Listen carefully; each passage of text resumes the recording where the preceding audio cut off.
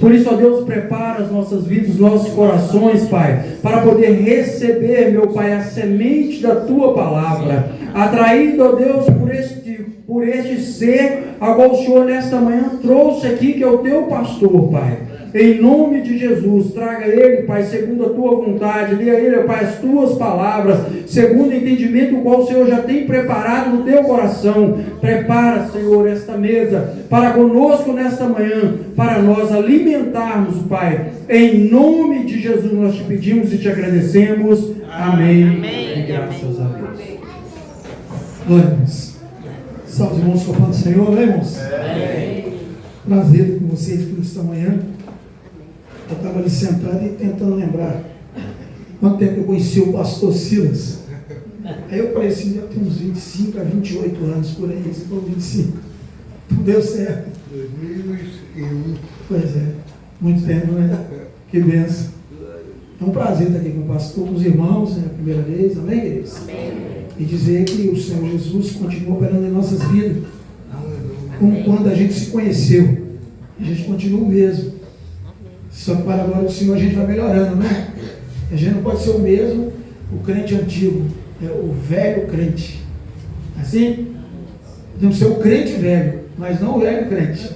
Eu vou louvar o Senhor, eu não sou cantor não, mas eu gosto de louvar. Eu dou escola dominical todos os domingos nas 7. Amém? E aí eu louvo o Senhor antes, porque Deus me deu graça um pouco no louvor também. Eu queria ser cantor, né? Ficou difícil. Ficou difícil. Deixa eu pegar.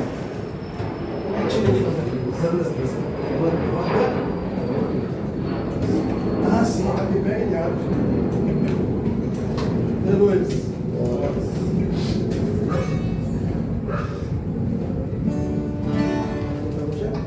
Oi aqui. Cenário no alto do Calvário. Você que souber, pode cantar comigo, amém? Por toda a minha vida, ao Senhor te louvarei, pois meu fôlego é a tua vida, em lugar me cansarei. Posso ouvir a sua voz, é mais doce do que o mel, e quer me tirar dessa prova, e me leva até o céu. Sabe fogo e terremoto, vento forte que passou. Já vivi tanto seio,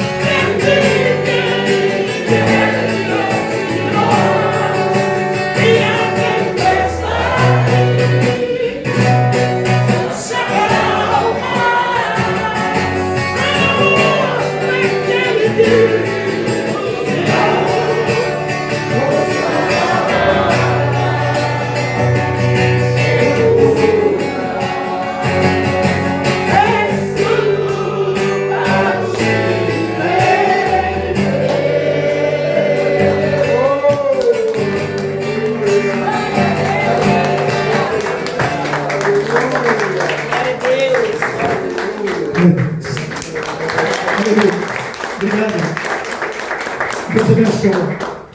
Tudo é dele, né, irmãos? Ele que dá graça. A Bíblia diz que ele dá graça e dá glória. Além de dar graça, ele dá glória, né? E não nega bem algum aos que andam em retidão. Eu sou suspeito, eu falo tudo isso aqui porque a gente tem um testemunho, né? Mas eu não vim dar o meu testemunho. Eu vim dar o testemunho dele. O testemunho dele é melhor. Existe testemunho maior do que o dele, amém? Vamos para a palavra então? Porque o servo do Senhor me deu um tempo. Evangelho de Jesus Cristo, segundo escreveu João. Amém? Capítulo 10, para a nossa meditação. Aleluia. E a gente vai ler aqui em nome de Jesus e poder falar para você. Evangelho de João. Tá bom, aleluia. Assim fica bom. Fica na paz. Evangelho de Jesus Cristo, segundo escreveu Yohanan Shalia, né? É o apóstolo João. Do grego é apóstolo João. Do grego não, do hebraico, desculpe. Amém, queridos? Amém. Diz assim, nós vamos ler aí até o versículo 5, tá bom? Amém. Jesus diz assim, em verdade vos digo, que o que não entra pela porta no aprisco das ovelhas, mas sobe por outra parte, esse é ladrão e salteador. Aquele, porém, que entra pela porta, esse é o pastor das ovelhas. Para eles, o porteiro abre, e as ovelhas ouvem a sua voz. Ele chama pelo nome as suas próprias ovelhas e as conduz para fora. Depois de fazer sair todas as que lhes pertencem, vai adiante delas, e elas o seguem, porque conhecem a sua voz. Mas de modo nenhum seguirão o estranho, antes fugirão dele, porque não conhece a voz do estranho. Somente até Deus, eu sei que teus servos já oraram, mas eu louvo o Senhor mais uma vez, por essa grande oportunidade que o Senhor me dá aqui, nesse lugar santo, Senhor, onde os teus filhos estão aqui nessa graça gloriosa, a qual o Senhor tem derramado em nosso meio. O Senhor continue abençoando o pastor, juntamente com toda a sua família e todo esse ministério, em nome de Jesus. E use segundo a graça da tua palavra, em nome de Jesus. Amém. Amém, queridos? Bom, irmãos, eu orei ao Senhor para Deus me trazer uma palavra para os irmãos. Não sabe, a gente é pastor, a gente está sempre em evidência, né, Cícero? Então a gente tem aquelas mensagens que Deus sempre dá, porque Ele dá, né? Ele dá a graça e glória. E aí a gente vai perguntar ao Senhor, vai buscar o Senhor para que Deus nos dê a palavra que Ele quer que seja trazida aqui nesta manhã. Amém? Amém. Aleluia. Então Deus me deu esta palavra. No contexto desse texto, Jesus, Ele não está falando dele propriamente. Quando você lê o capítulo 10, versículo 1, Jesus está dizendo assim, aquele que não entra pela porta do aprisco das ovelhas, mas sobe por outra parte, é ladrão e salteador. Jesus não está falando dele. Se você lê a Bíblia como ler um livro comum, você entende comum. Não é isso? Mas Jesus quer que a gente faça a leitura da palavra dele ruminando, como um animal que rumina, como a gramínea durante o dia e de noite vai ruminar. Não é isso? Porque existem duas cavidades no estômago, no ventre, né, de uma vaca, de um boi e por aí vai. Aleluia. Então Jesus quer que a gente faça a busca na palavra com elucubração, com discernimento. É o culto do pensamento, é o culto do conhecimento. Ele quer que a gente conheça Ele. E para a gente conhecer Ele, a gente não conhece Ele se a gente não se envolver intimamente com Ele. Jesus quer que a gente tenha muita intimidade com Ele. Amém, queridos? Amém. Então, quando a gente busca no profundo, aí Ele revela coisas profundas que estão dentro da palavra. Muitas vezes você leu 1, 2, 10 vezes e não conseguiu captar tudo que está dentro do contexto daquele texto. Não é? E no contexto desse texto aqui, Jesus, ele começa dizendo, no capítulo 10, a gente sabe que o versículo 10, todo mundo conhece, né? Que o diabo veio senão a roubar, matar e destruir. Está dentro do contexto desse texto. E ele começa, o contexto desse texto, ele começa justamente dizendo que aquele que não entrar pela porta no aprisco das ovelhas é ladrão e salteador. Depois ele começa no 2 falando, né? No versículo 2, aquele porém que entrar pela porta, porque uma das figuras de retórica que menciona Jesus é a porta. Jesus, nesse mesmo contexto aqui, ele vai dizer assim, eu sou a porta. Mas no primeiro versículo, ele não está dizendo que ele é essa porta. Há uma outra porta aqui que nesta manhã eu quero ensinar para os irmãos. Amém, queridos? Quero que vocês entendam realmente o poder do Espírito Santo. Eu sei que muita gente que talvez você já entendeu, você tem já um discernimento profundo, mas nós vamos melhorar ainda mais para a glória do Senhor.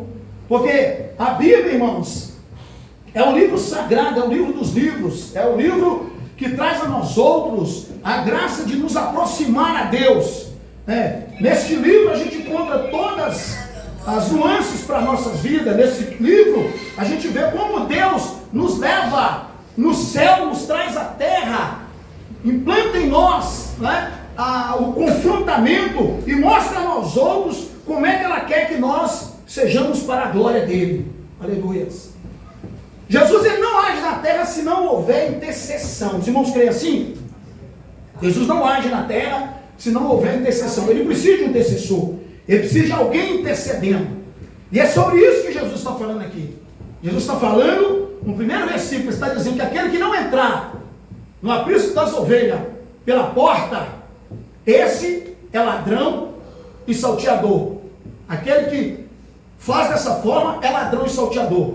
Aí no versículo 10 você vai entender o versículo 1 que Jesus aqui está dizendo. Porque pela santa palavra de Deus, quando a gente abre a Bíblia, a gente vê o Espírito Santo mostrando que a Bíblia tem 3 tipos de linguagem: alegórica, simbólica e literal. Jesus aqui usa várias faces, né, dentro da sua mensagem linguística para se revelar aos outros, né? E esse capítulo 10 do evangelista João é uma parábola. Por mais que você olhe como um contexto de um texto que parece ser um contexto normal, eu chamo a atenção de você nesta manhã para você entender que isso aqui é uma parábola. E o que é parábola? Parábola é uma narrativa, é uma narração alegórica que encerra uma doutrina moral. Jesus foi o maior parabolista que a terra já viu em ação. Jesus é o maior criador de histórias, né? E belas histórias, porque as histórias que Jesus criou e contou-nos, né, ou contou para aquelas pessoas daquela época, tem em nossas vidas lugar nos dias odiernos. Amém, queridos? Amém. Se você pegar a parábola de João 15, de Lucas 15, você vai ver Jesus falar do filho pródigo, o esbanjador, não é isso? E aí a gente vai ver que dentro da igreja tem esse filho pródigo, né, que foi embora, e tem aquele também que ficou também, que também era pródigo, eu considero assim como pródigo, porque ele era o pródigo egoísta, ele só gastava para ele não gastava não esbanjava para ninguém lá fora, ele tinha, mas era só para ele, e por aí vai. Quando Jesus nos traz esta parábola, no versículo 5 ele para dizendo assim, está escrito assim, ó: mas de modo nenhum seguirão o estranho, antes fugirão dele, porque não conhecem a voz do estranho. Aí no versículo 6, número 6, é uma máxima oposição contra Deus, né? No sexto dia Deus fez o homem, todos os inimigos de Deus eram marcados com o número 6, né? O número de Deus nunca foi o 7, o número de Deus é o 1, ele é o primeiro e o único. O 7 é o número da perfeição de Deus, onde Deus fica satisfeito com tudo que ele fez, e ali ele consagra todas as coisas nesse quesito. Então no versículo 6, está escrito assim, ó: e Jesus propôs esta parábola, mas eles não compreenderam o sentido do que falava. Aquelas pessoas não entenderam o sentido do que Jesus falava. Veja bem, irmãos, capítulo 115 do Salmo, no versículo 16 está assim, ó: os céus são céus do Senhor, mas a terra deu-a aos filhos dos homens. Vou repetir. Salmo 116, versículo 15. Os céus são céus do Senhor, mas a terra, ele deu-a aos filhos dos homens. Todo mundo sabe o que aconteceu com Adão. Todo mundo sabe como Adão perdeu a autoridade. Como Adão transferiu ela para alguém que era um invasor. E chegou e invadiu. E roubou-lhes. O próprio Cristo no monte, né, da aprovação, ele viu o inimigo dizendo: foi dado a mim. Olha aí os reinos, olha os impérios. Tudo foi dado a mim. Mentiroso. Porque ele é pai da mentira. Como ele é pai da mentira, ele gera narrativas que não são condizentes com uma verdade proposta, como quando o próprio Senhor falou a Eva, ele disse a Eva e a Adão para não comer da árvore do conhecimento do bem e do mal, porque o dia que eles comessem, né, ele se tornaria semelhante a Deus. Foi assim que Deus disse? Não, Deus disse, vocês morrerão. Mas aí o diabo pegou esse mesmo contexto e criou uma narrativa em cima e enganou Eva.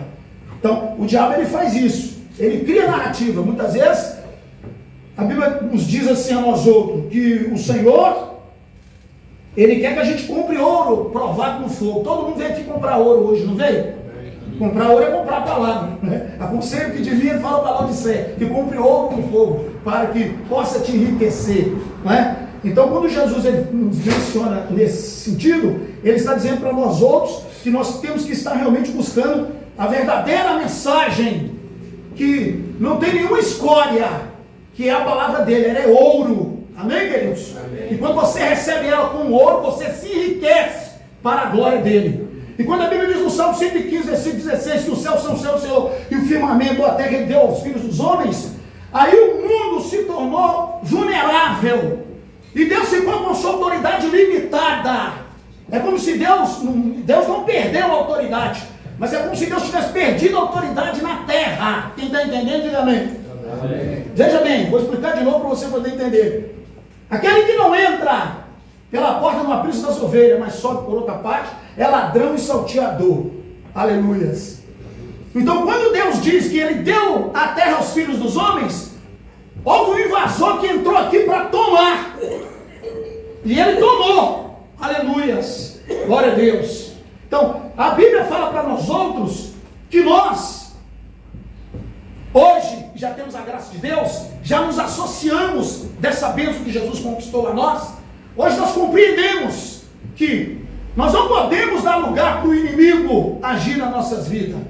Porque se dermos, nós vamos nos tornar escravo dele. Então, quando a Bíblia está dizendo aqui para mim e para você, que aquele que não entra pela porta, no aprisco das ovelhas, mas só por outra parte, é ladrão e salteador, o Senhor está falando do diabo, ele não está falando dele. No versículo 7, ele vai falar dele, vai dizer assim, ó, eu sou a porta do aprisco das ovelhas. Porque no versículo 6, eu disse que eles citou uma parábola e eles não estavam compreendendo a palavra. Então agora Jesus vai dizer, eu sou a porta do aprisco das ovelhas. Todos aqueles que vêm e entram por mim, entrará, sairá e achará pastagem. Aleluia. Ou seja, tem liberdade, porque o Senhor nos deu liberdade de ser dele, de estar com ele, de fazer a obra dele, de viver a presença dele, ou então de não querer ele. É o chamado livre-arbítrio, que muitos fazem assim, eu tenho livre-arbítrio, mas o crente que realmente serve ao seu espírito de verdade, ele é o crente da orelha furada e ele não tem livre-arbítrio, não é, irmãos? Não tem, porque ele serve ao Senhor, sim ou não? Ele serve ao Senhor. É aquela história dos escravos, quando na época de Moisés, um escravo servia voluntariamente por 6 anos, e no 7º ano ele saía forro. Então, se o Silas fosse meu escravo, e ele chegasse na minha fazenda, e se namorasse com uma escrava minha, que chegou depois dele, ele chegou primeiro, ela chegou depois, aí ele se casasse com ela, e aí completou já o tempo de Silas receber a carta de alforria. Eu levava ele diante dos anciãos, e diante dos anciãos, os anciãos promulgavam ali, né, todo o direito dele, na carta de alforria que eu teria que entregar a ele, e eu levava ele juntamente com toda a sua família, só que ele chegou ali, né, primeiro, e a minha escrava chegou depois, então não chegou o tempo dela aí. Ele vai receber a carta de alforria, ela não. Aí ele vai olhar para ela, né, Silas, igual você olhou para sua esposa, né, e vai pensar assim, mas eu vou e ela vai ficar? Não é? Porque se não chegou o tempo dela ir embora, ela chegou depois dele. Eu comprei ela depois, eu comprei ele primeiro. Então 6 anos ele trabalhou voluntário, vai chegar a hora agora ele pode sair com a carta de alforria. Ele não vai querer ir embora, porque a esposa dele, que é minha escrava, é minha. Os filhos dele que ele gerou são meus, eu sou o Senhor deles. Estão entendendo? Enquanto não completar 6 anos, ele não pode ir, ele tem que ficar comigo. Ou melhor, ela tem que ficar comigo, ele pode ir. Nos 6 anos ele pode ir forro. Aí ele vai olhar para a mulher dele, ele vai olhar lá para os filhos, que ainda são meus, que não chegou a hora de ir embora, e ele vai dizer assim, meu Senhor, não quero ir embora, eu gosto muito do Senhor. Mentiroso, né? Mentiroso, né, irmãos? Ele gosta da esposa dos meninos.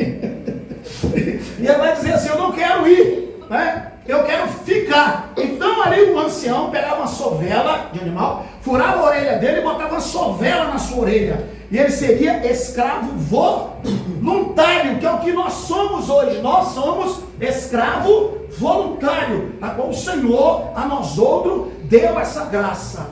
Aleluia, de sermos, de interagirmos e de participarmos na terra, porque Ele é aquele que nos chamou para termos liberdade, né? Liberdade de pensar, liberdade de interagir, liberdade de poder falar, que é um atributo de Deus, né? Que é um atributo glorioso você poder falar, porque o homem não é inteligente, sábio, porque ele pensa, não. O homem é sábio e inteligente porque fala. É um atributo de Deus, vocês sabiam? Então o homem não é, os maiores, que têm os QIs mais elevados, eles não foram assim porque eram grandes pensadores. Não, é porque tinham o atributo de Deus de falar. Por que eu estou dizendo isso? Porque é como eu disse, nós temos que ter o culto do pensamento, da elucubração, do discernimento do pensamento ao mesmo tempo. E podemos expor isso falando, que é um atributo de Deus. Né? Existe um médico chamado Paul-Broca. Alguém já ouviu falar desse médico? Esse médico, Paul-Broca, ele nasceu na França, mas de origem judia. Ele é um gênio. E naquela época, não se podia dissecar cadáver, abrir cadáver, estudar cadáveres. Não se podia. Existia no manicômio um homem que não conseguia falar. Ele falava tan. Ele só conseguia falar isso, tan. Daí veio aí o jargão, né? Tan, maluco, doido. Né? E um dia Tan morreu. E Tan tendo morrido, Paul-Broca roubou o corpo dele, levou para sua casa e abriu a sua caixa craniana. E foi estudar o seu cérebro. E ele descobriu que ele tinha uma ferida na terceira circunvolução frontal da esquerda. Ele tinha uma ferida, por isso ele não conseguia falar. Ele caiu, quando ainda jovem, usando a carroça, bateu a cabeça e causou uma lesão na terceira circunvolução vocal, que é o lugar da palavra, que é a zona da palavra, que ficou conhecida, porque foi ele que descobriu, como zona de Broca, que é a zona da palavra, onde o homem recebe, né? Por exemplo, eu olho aqui para esse aparelho e associo ao pensamento, aí vem a palavra, mesa de som. Entendeu? Mesa de som. Eu olho no violão, associo com o pensamento, porque o homem não é o sábio inteligente, porque pensa e sim porque fala. Aí eu associo com o pensamento e vem a palavra violão. Estão entendendo? Aleluias. Porque Deus é aquele que fez a nossa massa encefálica cheia de códigos. É como a Bíblia, irmãos. A Bíblia é cheia de códigos. E nos códigos que ela tem, a Bíblia, ela quer trazer a nós outros esclarecimento que nos foi dado através dos santos do passado, como Moisés e tantos outros. Porque quando você pega a Bíblia, você vê a Bíblia, por exemplo, dizer no Salmo 119, versículo 89, Adonai Leolam Devareha, Mitzavim Bachamai. O que eu falei? Eu falei hebraico, vou traduzir. Para sempre, ó Deus, a tua palavra pré-existe nos céus. Adonai Leolam Devareha, Mitzavim Bachamai. Para sempre, ó Deus, a tua palavra pré-existe no céu. Agora eu vou tentar traduzir para vocês. Se essa palavra para sempre pré-existiu no céu, ela existiu antes de Moisés. Ela existiu antes de Davi. Vamos lá no 139? Teus olhos me viram substância informe. Quando Deus levou o profeta, que a Bíblia não nomina, no livro de 1 Reis, se não me engano, capítulo 13, para poder repreender Jeroboão, que assumiu o lugar do rei Salomão, que foi agora rejeitado por Deus por causa dos seus pecados de idolatria, e ele agora com ciúmes, não queria deixar que Reino do Norte, capital Assíria, subisse ao Reino do Sul, capital Jerusalém, onde 2 tribos apenas, Benjamim e Judá, e ali estava o templo, e tinha que ir lá adorar, e ele com ciúme não quis assim permitir, ele criou altares, consagrou sacerdotes, botou sacerdotes, que ele consagrou, que ele elegeu, uma vez que em Números 3:10 está escrito assim: fala aos filhos de Levi que me oficiem no santuário, e o estranho se aproximar eu mato. Então Deus escolheu Levi, Deus escolheu a tribo de Levi para oficiar. Mas Jeroboão, com ciúmes, não queria que as 10 tribos do norte subissem para adorar no templo. Então ele criou os sacerdotes. Então aquele profeta, ele subiu para repreender a Jeroboão. E ele foi ali como um anônimo. A Bíblia não fala do nome dele, a Bíblia não fala quem era ele, a Bíblia não fala, não classifica essa pessoa desse profeta. Mas ele chegou ali com autoridade e ele repreendeu a Gideão. Ele mostrou para Gideão que Jeroboão estava totalmente errado, fazendo com que o povo buscasse uma alternativa para chegar a Deus. E nós não podemos buscar alternativa para chegar a Deus. A nossa única alternativa para chegar a Deus se chama Jesus Cristo de Nazaré. Ele é a nossa única alternativa. Né? Então, quando a Bíblia diz que esse profeta foi lá e falou a ele, esse profeta falou a ele e disse assim, ó, altar, um filho nascerá à casa de Davi, e o seu nome será Joás, e ele trará um juízo sobre o altar, e esse altar será fendido, será quebrado, e esse altar, como sinal do que Deus está me usando, vai ser desfeito, e ele vai queimar os ossos do sacerdote que você, Jeroboão, levantou em cima desse altar. Sabe quantos anos depois isso aconteceu? Por que eu estou recitando essa passagem? 300 anos. Ou seja, aquele profeta anônimo estava falando para aquele rei naquele momento que um filho ia nascer 300 anos depois à casa de Davi, e esse filho já tinha recebido já o nome do próprio Deus, estava mandando aquele profeta levar, e que esse filho seria um rei, e que ele restauraria a espiritualidade de todas as tribos. Por isso a Bíblia está dizendo, Adonai Leolam Devarerá Mitzara Bachamai, ou seja, para sempre, ó Deus, a tua palavra preexiste nos céus.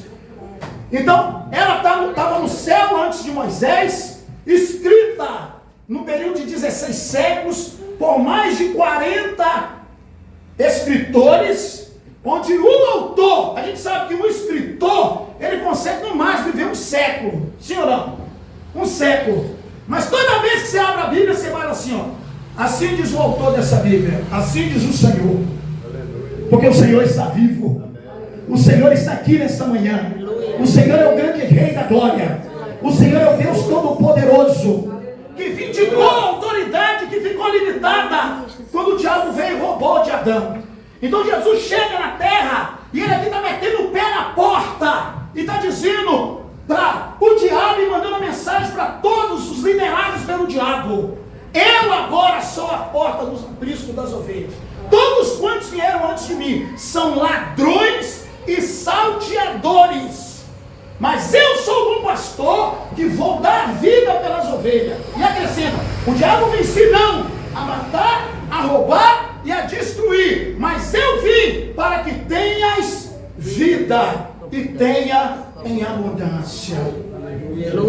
Então quando Jesus está dizendo aqui, no contexto do texto, que aquele que não entra pela porta no aprisco das ovelhas, mas sobe por outra parte, é ladrão e salteador, Jesus está dizendo o seguinte, que aquele que não nasceu do nascimento físico de mulher, aleluia, e chega e arromba e entra, ou sobe por qualquer outra parte, esse é ladrão e salteador. Explicando melhor para vocês, Jesus está falando dessa forma, o diabo ele não tem corpo físico, ele precisa de um corpo para interagir na terra, ele precisa de um corpo para operar na terra, ele precisa de um corpo para realizar sua obra na terra. E aí o que acontece? Ele se imanta. A gente vê isso lá no paraíso, quando ele se imantou na serpente. Todo mundo lembra, não lembra? E aí ele criou a narrativa para Eva cair na narrativa. E Eva caiu na narrativa dele. Porque ele se montou naquela serpente e disse a Eva. Não foi assim que Deus disse. Vocês estão entendendo? Estão entendendo, queridos? Amém. Então, o diabo, para agir na terra, ele precisa de um corpo físico. O que Jesus está querendo dizer para nós outro no capítulo 10, versículo 1? Que aquele que não nasceu do nascimento físico de mulher, aleluia, não pode ter autoridade na terra. Não pode. Não tem autoridade na terra. O diabo não nasceu de mulher, todo mundo sabe disso. O diabo ele é um espírito. Amém, irmãos? O diabo ele é um espírito. Então, quando Deus fala que os céus são os céus do Senhor e a terra é teu, é o filho dos homens, quem tem autoridade na terra hoje somos nós. Nós, homens, temos autoridade no planeta. E Deus ficou com autoridade limitada. Deus era Deus do céu e a sua autoridade estava limitada na terra. Como? Ele usava um profeta aqui, um profeta ali, um outro lá, um outro cá. A palavra era rasa, era rara. A gente vê isso claramente no próprio livro de Samuel, onde a Bíblia diz assim que enquanto Eli com seus filhos prevaricaram contra Deus e pecavam o tempo todo contra o Senhor, a Bíblia diz que Deus chama Samuel ainda um adolescente, e a Bíblia diz antes que a luz de Deus se apagasse, porque a palavra era rara, aleluia. Então, se fez necessário Jesus vir na terra. Os irmãos estão entendendo? Se fez necessário Jesus se manifestar na terra, porque Deus tinha autoridade no céu, mas a sua autoridade na terra estava limitada. Aí você vai falar, que é isso, pastor? Eu não estou entendendo o que você está dizendo. Você vai entender claramente. Como é que a Bíblia diz? O mundo jaz no maligno. O maligno tomou conta do mundo. O mundo ficou dominado por demônios. Há mais demônios na terra do que gente. Porque os demônios são miríades, são milhares de milhares. Quando caíram, né, até essa parte, a Bíblia diz que eram incontáveis. E em classes, né? Em classes de cargos, né? Ou seja, um principado, ele tem um príncipe, né? Então, principado, potestades, dominadores, né? Que vieram e se uniram a Lúcifer, Rei Léo, veio Shaar, que é o nome dele do hebraico, que é a tradução para o nosso original quer dizer luz de Deus, estrela da alva. Ele que era a luz de Deus, sinete da perfeição, se fez o maior inimigo, reunindo todos aqueles príncipes de cada principado, principado do ar, principado das florestas, principado dos rios. Em cada principado desse havia miríades de anjos. O príncipe era o líder daquele principado. E eles todos via ele se rebelar contra o autor, contra o Criador de toda a glória. E aí o mundo se tornou o quê? Escravo do maligno. Né? O mundo se tornou dominado. O mundo jaz no maligno. Aí a Bíblia diz que Jesus chega aqui em João 10 e está dizendo, né? Mas eu sou a porta do aprisco das ovelhas. Por que Jesus está dizendo isso? Porque ele nasceu do nascimento físico de mulher. Porque para ter autoridade na terra, tem que ser homem. Tem que ter corpo físico. Quem está entendendo? Tem que ter corpo físico. O diabo não tem corpo físico. Desde que ele perdeu a autoridade, ele caiu, ele perdeu o corpo físico. Ele é um espírito derrotado. E para ele agir, ele precisa entrar. Por exemplo, você vê alguém, fala assim, ó, alguém foi assassinado ali na esquina. Existiu um corpo físico e um demônio dentro daquele corpo, que é o espírito maligno do diabo, ou dos demônios liderados por ele, que levou aquela pessoa do corpo físico a tirar a vida daquela outra. Vocês estão entendendo? É isso que o inimigo fez e é isso que ele faz. Então, Jesus fala a nós outros aqui, que ele é a porta do aprisco das ovelhas. Todos aqueles que vieram antes dele são ladrões e salteadores. Porque quando você pega o contexto do texto, do capítulo 28, no primeiro livro de Samuel, está escrito que Shaul, ou Saul, como você achar melhor, depois de ter sido rejeitado por Deus, Deus não falava ele nem por tumim, nem por sonhos, nem por profeta, e ele começou o seu reinado, banindo todos os feiticeiros, agoureiros, encantadores e necromantes. Ele se desfaz e vai até uma psycho, que é a palavra inglesa para a tradução do português, que quer dizer feiticeira, uma pitonisa, vocês entenderem melhor. Então ele foi a uma pitonisa, disfarçado, e ele disse assim para aquela pitonisa: eu quero que você me faça subir alguém que eu te disser. E aquela mulher vai dizer: mas você não sabe que Saul, ele exterminou todos os feiticeiros, está armando laços para mim. E ele vai jurar para ele, vai dizer assim: ó, não vai te acontecer nada tão certo como vive o Senhor. E aí ela vai começar a fazer as mandingas, e ela vê um vulto materializado que começa a subir da terra. No capítulo 28, versículo 9, ela pergunta para ele, ela pergunta a ele: quem que você quer que eu faça subir? Ele diz assim: eu quero que você faça subir o profeta Samuel. Aí ela começa a fazer as mandingas e de repente começa a subir um ancião, os cabelos brancos, na visão dela, de saia, toda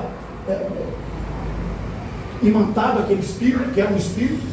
E aí ele reconhece por si que aquele ancião, que ela fala que é um ancião, está vestido como sacerdote, como pontífice, ele diz: é Samuel. Aí ele começa a consultar aquele espírito, e aquele espírito vai falar com ele. Você já leu o texto já? E aquele espírito vai falar com ele que Deus rejeitou ele. Na verdade, Deus tinha rejeitado ele. Aquele espírito também fala para ele que Deus estava entregando ele na mão dos filisteus, e que eles cairiam no dia seguinte. Era mentira, ele caiu 18 dias depois, porque o diabo é o pai da mentira, ainda que ele possa falar a verdade. Vocês estão entendendo? Por exemplo, eu estava na igreja, rapidamente, e aí num culto entrou uma adolescente de 11 anos de idade, e a gente orando, ela caiu endemoniada. Já expulsei vários espíritos malignos de vários corpos, e eu caminhei até aquela pessoa para poder expulsar aquela adolescente, e sai demônio, em nome de Jesus, pega suas forças, sai desse corpo. E ele resistia, dizia que não ia sair, e eu fui ficando intrigado, porque ele falou: Satanás, para de fazer gracinha, sai desse corpo. Ele dizia assim: eu não vou sair, porque ela está com dinheiro da prostituição dentro do tênis. E estava mesmo, ela tinha se prostituído 11 anos de idade, e estava com dinheiro da prostituição dentro do tênis. Quando o tênis foi tirado. Então, por que eu estou dizendo isso? Ele ali estava dizendo uma verdade que ele não queria dizer. Por que ele disse? Porque a autoridade do nome de Jesus manda ele sair, ele tem que sair. Então ele foi obrigado a confessar qual era o motivo que ele estava imantado naquele corpo. Aleluia! Então a mesma coisa aqui, quando Saul conversa com aquele espírito, ele entende que é Samuel, mas a gente sabe que não é Samuel, era o diabo. É mentira de Satanás, são demônios. Ele pergunta para ela nos versículos anteriores: o que você vê subir? Ela diz assim: ó, eu vejo, versículo 9, 28, 9 por ali, eu vejo subir da terra um ancião, eu vejo subir da terra deuses. Ela fala deuses, um homem fala de um Deus. Se Deus está no céu e seu trono é acima das estrelas, como é que ele está subindo da terra? A gente sabe que quando Satanás caiu, ele caiu, e o lugar que Deus reservou para ele foi o inferno. Essa palavra é latina, né? O Hades, ou Hades, como vocês acharem melhor, né? E foi reservado a ele o abismo. Ele hoje é príncipe do abismo. Lá é a sua morada, lá é o seu lugar de habitação. Embora, claro, a gente sabe que ele não fica só lá. Ele age, ele vem na terra, ele mata, ele destrói, ele manda demônio. Ele é arquiteto, ele cria modas, ele cria religiões, ele cria fantasias, ele cria um monte de coisas para poder tentar entorpecer, desviar a visão do servo de Deus, de Jesus e da sua glória.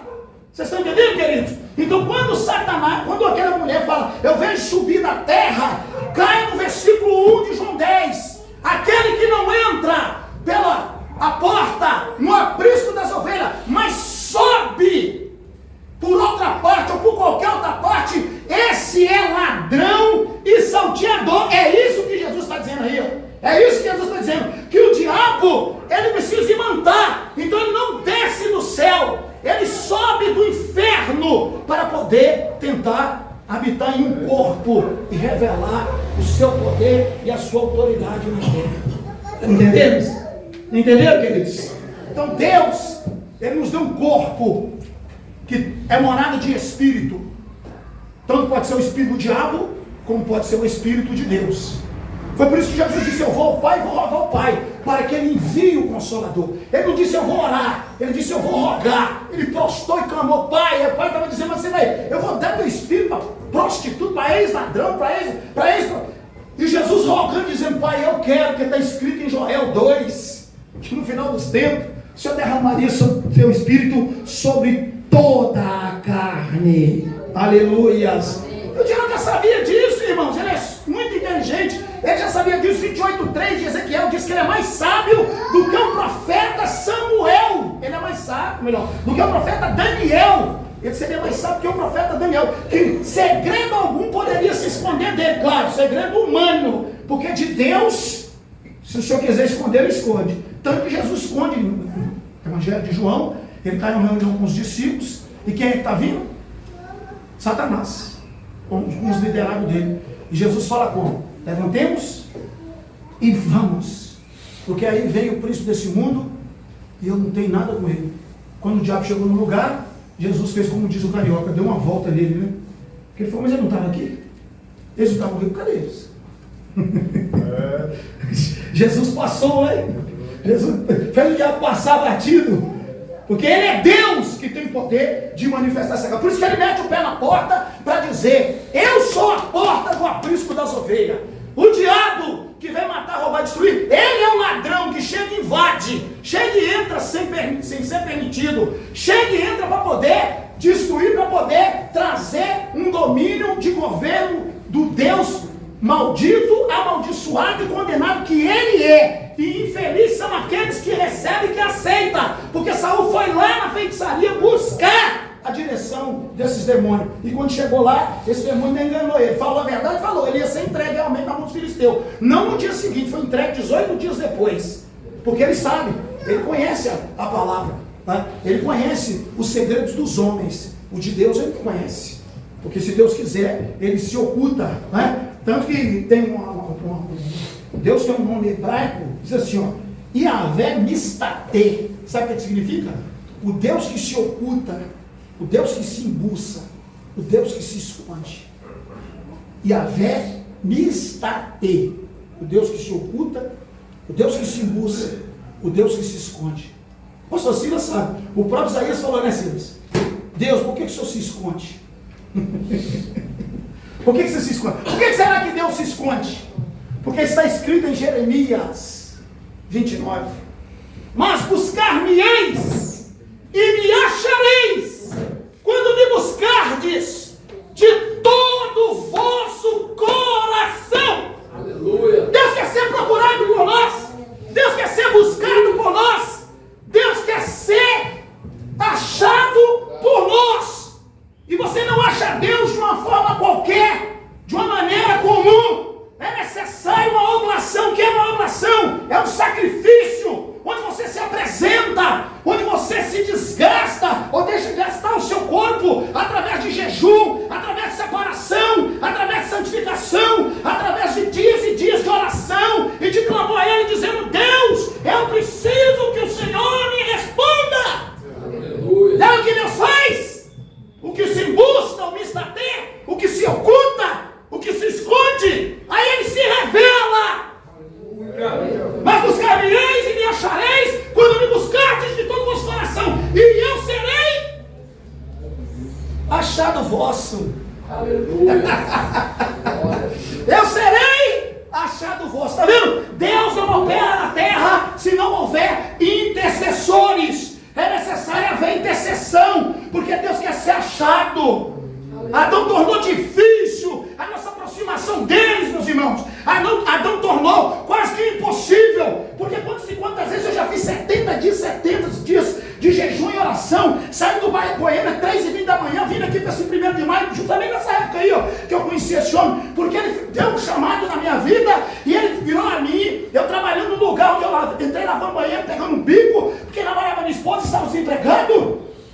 E aí, eu ali naquele lugar, um ano, quase dois anos agora completo, já eu entrei lavando banheiro, de lavar banheiro, comecei a evoluir, cheguei a gerente, e quando eu estava ali como gerente, já na posição melhor, ele me chamou, numa sexta-feira, 9 de agosto de 91, eu estava sentado e ele disse assim para mim, levanta e pede conta, nunca mais você vai trabalhar por homem, a partir de hoje você é meu funcionário. Ele não usou profeta, Ele não usou nenhum profeta. Jeremias estava preso em Jerusalém no ano 605. Foi totalmente destruído na terceira invasão de Nabucodonosor. Eu acho lindo isso aqui, né?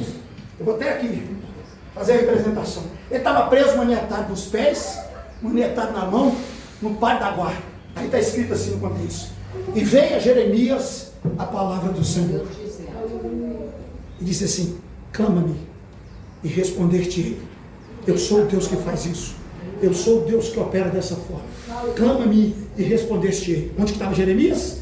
Amarrado nas mãos, amarrado nos pés, no tronco, sem poder se mover. Mas a palavra foi lá e disse: clama-me. A palavra foi. E veio a mim a palavra do Senhor. Você consegue entender isso? Veio a mim. Não foi o profeta que foi a palavra que chegou e falou: Silas, ainda que no seu nascimento Satanás dizia: você não vai ser, você vai morrer, você é um nada, é um zero à esquerda, o Senhor estava dizendo através da palavra: eu vou te levantar, eu vou te erguer, eu vou te levar, eu vou suscitar você em gerações, e muitos saberão que eu sou Deus, que liberta, que opera, que transforma, que batiza com o Espírito Santo, que chama a existência as coisas que não existem.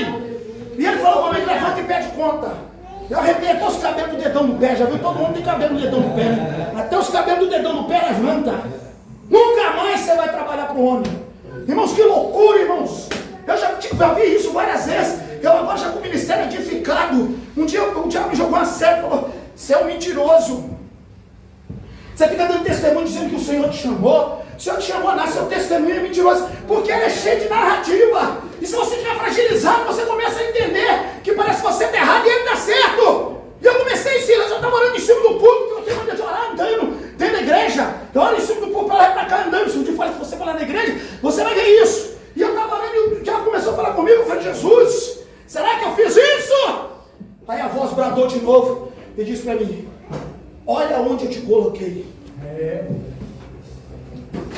Olha o meu poder na sua vida. Olha a graça que eu conferi a você. Aleluia. Olha onde eu já te levei. Vocês estão entendendo? Olha quantas pessoas foram curadas. Olha quantos libertos. Olha quantos que chegaram a mim através da sua vida. Naquele dia eu te chamei. Pronto. Acabou a confusão. Amém? Amém. Porque aquele Deus que disse para mim naquele dia, né? Levanta e pede conta, nunca mais você vai trabalhar com homem. Aí, até aí a profecia estava bonita. Já viu quando Deus está usando alguém para falar com a gente? Né? Tem uns crentes que tremem. Faz aquele levanta as pernas, né? Fica parecendo um robozinho. Não é assim que a gente fica, irmãos? Todo feliz, né? E eu estava todo feliz, porque eu estava sentado, eu não estava orando, eu estava dentro do lugar que eu trabalho, que eu trabalhava. E aquela vozinha para falar comigo. E eu me levantei e procurei quem falava comigo, mas era ele que estava falando comigo. Aí agora vem a palavra dura: até sal vai faltar na sua casa. Eu falei: não, você quer me matar de fome. Isso que é lugar, né? Aí não faltou só sal, porque sal é o que acaba, né? As mulheres aí sabem disso, sabe? Você nunca vê, você chega na sua casa, tem de tudo. Pode faltar tudo, mas o salzinho está lá. É como o sal nas nossas vidas, né? Nós somos sal também, né? Nós não podemos faltar nunca, pode? E faltou tudo, irmãos. Teve dia que não teve nada para mim comer com a esposa. Eu saí de casa para orar com ela num monte, sem ter leite. O irmão chegava: pastor, Deus me tocou para descer para o senhor comprar um leite. Ele falou comigo: um leite. Eu falei: dá logo, irmão. A menina está em jejum. Está em jejum junto comigo. Porque aí, irmãos, eu tive que entrar no propósito de quê? De jejum, de busca. Aí eu me extravasei. Eu passei a jejuar 3 dias, 3 noites sem comer e sem beber. Eu passei a jejuar 5 dias, 5 noites sem comer e sem beber. Eu jejuava 70 dias saindo do 1º de maio, vindo a pé, 40 dias, não 40 dias, 40 noites, claro. Meio dia eu entregava o jejum. E eu saía andando de lá do Goiânia e vinha a pé aqui para esse 1º de maio. Eu andava na chuva assim, porque os sapatos que eu tinha um rombo de todo tamanho embaixo. Então na chuva eu tinha que levantar para cima. Era um terninho só. Tinha vezes que a pastora tinha que lavar. Hoje eu tenho ternos. 2 guarda-roupa. Era um saco. A minha esposa tinha um saco, a gente botava as roupas. Hoje ela tem 2 guarda-roupa, eu tenho 2. Eu morava em 2 cômodos. Hoje eu moro aqui no Providência, numa casa de 3 pavimentos. Foi eu que me dei. Aleluia. Esse terno que vocês estão vendo aqui, ó, quem me dá é o irmão da igreja. dizendo que Deus mandou ele me dar. Ele falou comigo, Senhor, eu serei teu patrão. Aí eu falei, então quer dizer, você vai me dar porque ele mandou você me dar. Não dá certo. É assim? É assim ou não é assim? É desse jeito ou não é desse jeito? Porque quando ele manda, ele respalda. Só que eu passei dificuldade, passei tribulação. Um dia eu aperrei, entrei de um tempo cheio de mágoa, de rancor, revoltado. Alguém que já se revoltou com Jesus? Não seja falso, não, tá? Fala a verdade. Já pensa. Tem que ser verdadeiro, não tem? E eu me revoltei e falei, o senhor quer acabar comigo? Porque não tinha nada nas latas. A sogra morava com a sogra, né? Construiu lá um barracão na casa dela, no lote. E aí ela vinha dar no caso das pessoas que ela trabalhava, lavando roupa, e enchia minhas latas. E meu cunhado, virar pra vocês, ei, Rosal, tá aí, né, Rosal? Esperando os irmãos mandar o disco, né? Que tristeza, né, irmãos? Eu que nunca fui preguiçoso, eu que sempre trabalhei. A prova disso é que tem 6 templos construídos.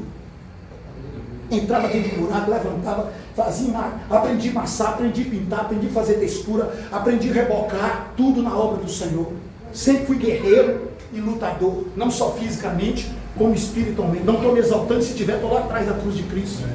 Vocês estão entendendo? Então veio meu cunhado falando isso comigo, mas Deus é tão bom, pastor, sabe o que Deus fez? Fez ele cair enfermo, doente para a morte. O miserável ficava zombando de mim, né? 30 anos depois, quando eu estou saindo do banheiro, tem 7 anos que eu estou morando aqui, que Jesus me deu a casa. Quer falar comigo? Quando eu te conheci, eu vou te dar uma casa.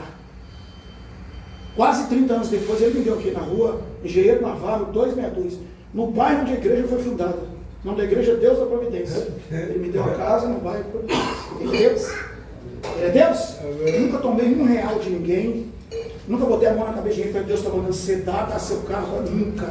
Graças a Deus. Porque o Deus que nós servimos não precisa disso. Ele dá a autoridade para vencer o diabo. E 30 anos depois, quando eu estava saindo de lá, eu usava as camisas dele emprestadas. Quando ele chegava, ele murmurava com a minha sogra.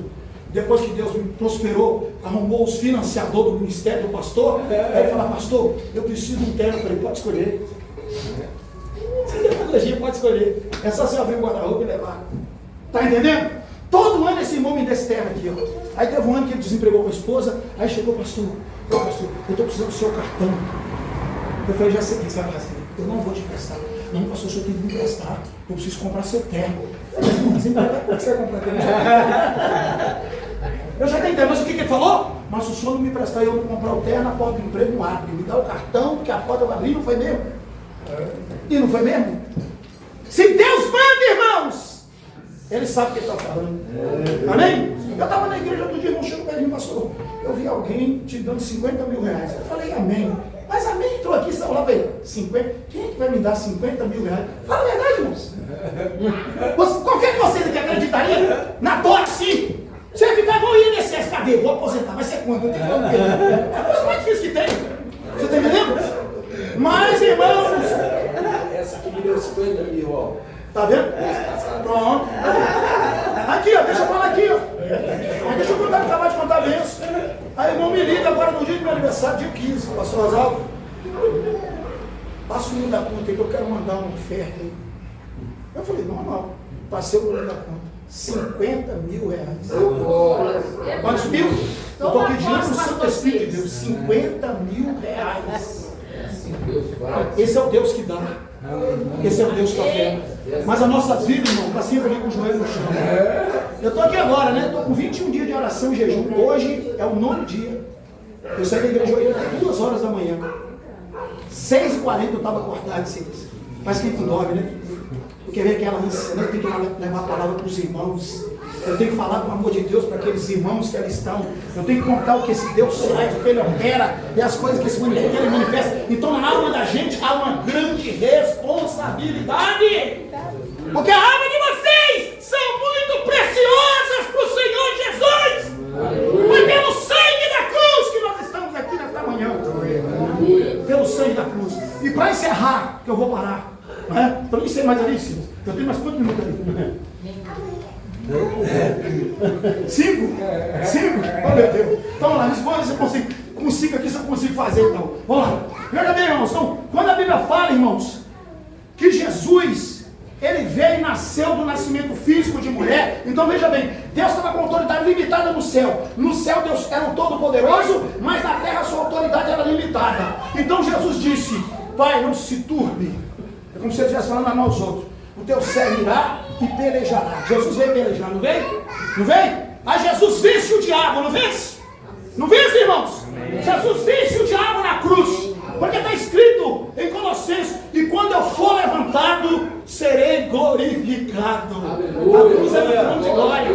Irmãos, a cruz é no trono de glória. Quando aquele Senhor que apresentou, né, a Jesus no templo, ele levantou Jesus e ele disse assim: ó Senhor, me despede em paz, porque a minha alma já está lá e já viu a tua salvação.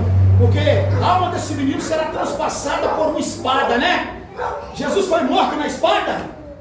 Foi, não foi? Indiretamente foi, porque a cruz é uma espada de cabeça para baixo, já viram? Já viu como é que é o código da Bíblia? A cruz é uma espada de cabeça para baixo. É ou não é? É, irmãos, ele morreu na cruz. Mas a cruz não deixa de ser uma espada de cabeça para baixo. Mostrando que as falas bíblicas codificadas traz a nós outra compreensão do que nós precisamos ter. Então quando Jesus morre, ele ressuscita, não é?